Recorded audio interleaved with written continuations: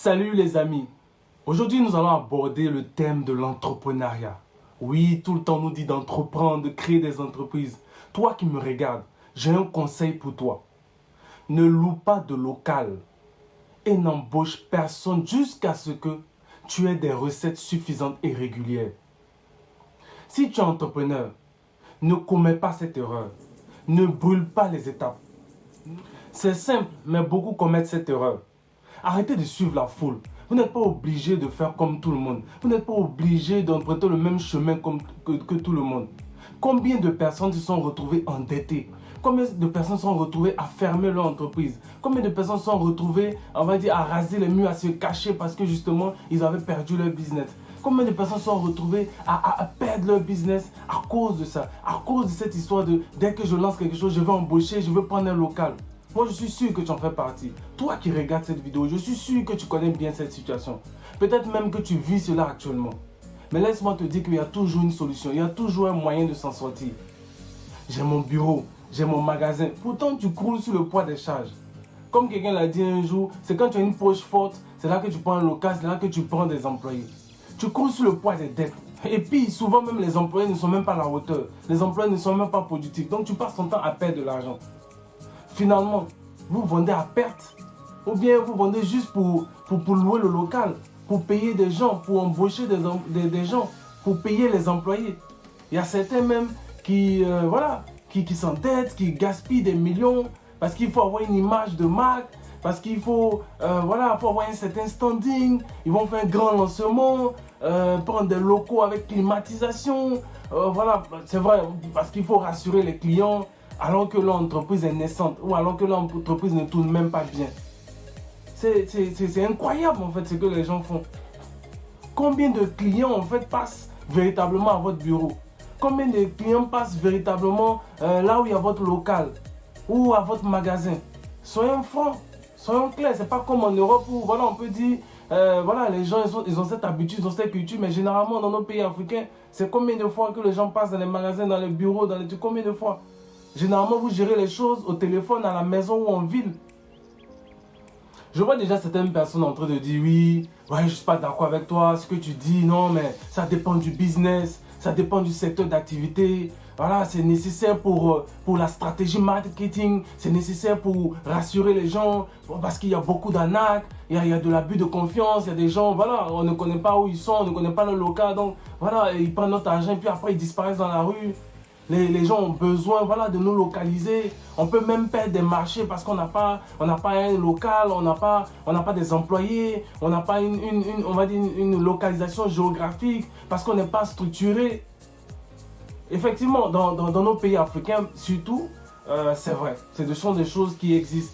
Quand tu as un local, on te respecte. Quand tu as un local, tu es plus crédible aux yeux des gens, tu es plus crédible aux yeux des clients. Et quand tu n'en as pas, très souvent, les gens te méprisent. Les gens ne te considèrent pas. Les gens considèrent que tu n'es pas vraiment un entrepreneur, tu n'es pas vraiment quelqu'un qui est sérieux ou qu'on peut prendre au sérieux. Il y a d'autres même qui vont aller jusqu'à te dire que tu n'es pas professionnel. Ça, c'est une réalité, c'est vrai. Je n'en disconviens pas. En toute chose, il y a des exceptions. En tout principe, il y a des exceptions. Mais écoutez-moi bien.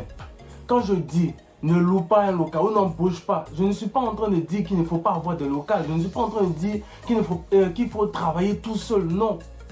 J'ai évoqué deux choses. La location et l'embauche.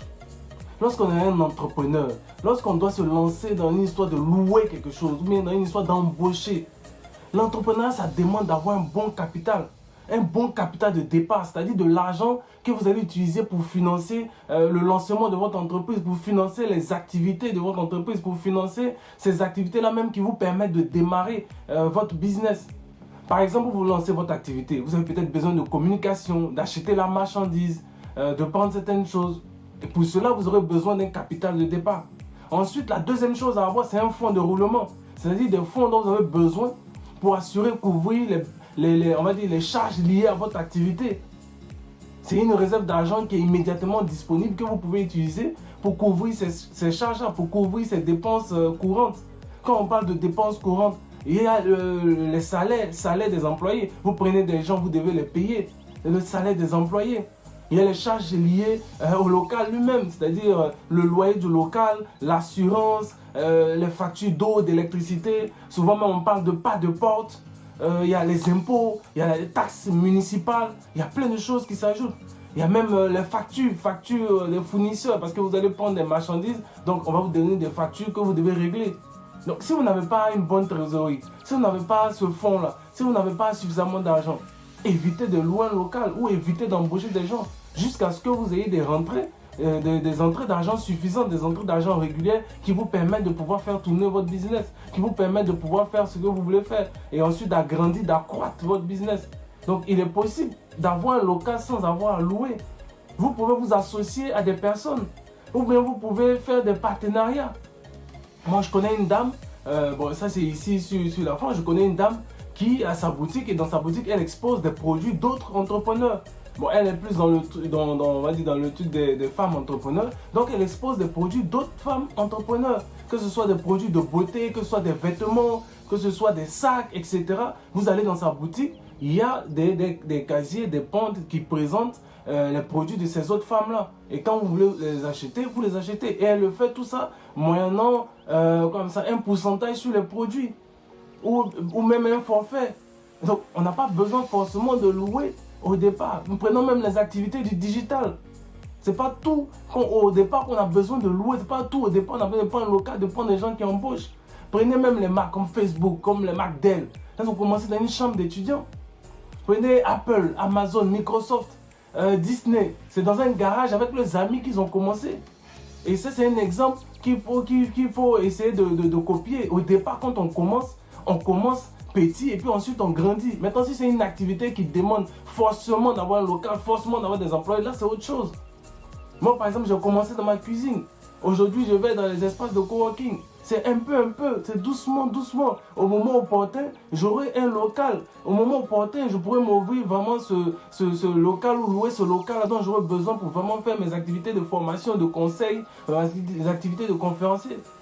Par exemple, pour Abidjan, parce que moi je viens de la Côte d'Ivoire, je veux bien m'installer en Côte d'Ivoire, donc j'ai pratiquement bouclé un partenariat avec un cabinet conseil pour débuter mes activités. Donc j'aurai un espace dans ce cabinet-là et ça me permettra de pouvoir faire tourner mon business, faire tourner mes activités et ça m'évitera aussi d'avoir des charges de bureau, des charges d'employés, tout et tout. C'est comme ça qu'on fait.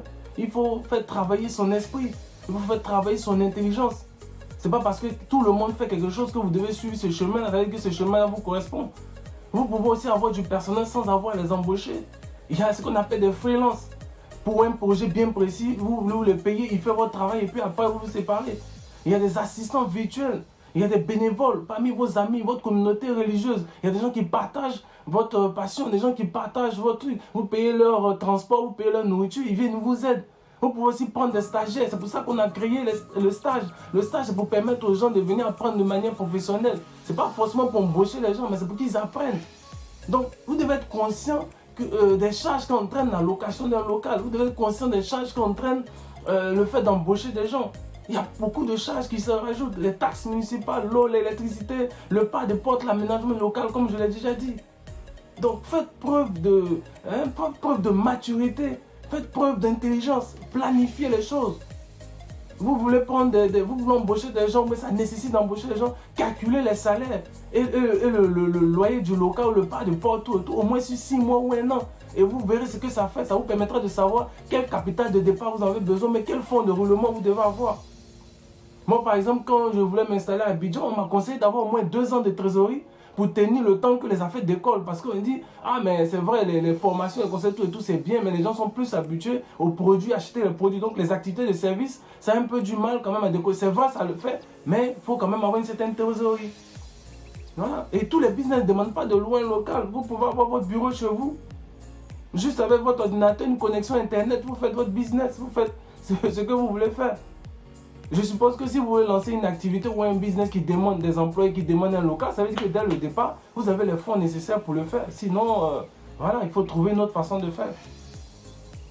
Ou alors rechercher un petit espace avec un loyer faible. C'est encore préférable que de vous lancer dans des dépenses inconsidérées juste parce que oui, bon, je suis entrepreneur, oui, il me faut un local, oui, il me faut des gens, il faut ceci, il faut cela. L'argent même qui ne suffit pas, vous allez tout prendre pour le mettre dans la location d'un local et dans les salaires. Vous allez lire l'heure, comme on dit en Côte d'Ivoire, tu vas lire l'heure. Conséquence, conseil mieux que conseil. Si vous n'avez pas une bonne trésorerie, au lieu de vous soucier d'un local, au lieu de vous soucier, je ne sais pas moi, d'avoir un personnel, d'avoir des gens, des employés pour qu'on dise oui, voilà, j'ai mon bureau, j'ai mes employés, je suis CEO, je suis PDG, je suis DG, tout et tout.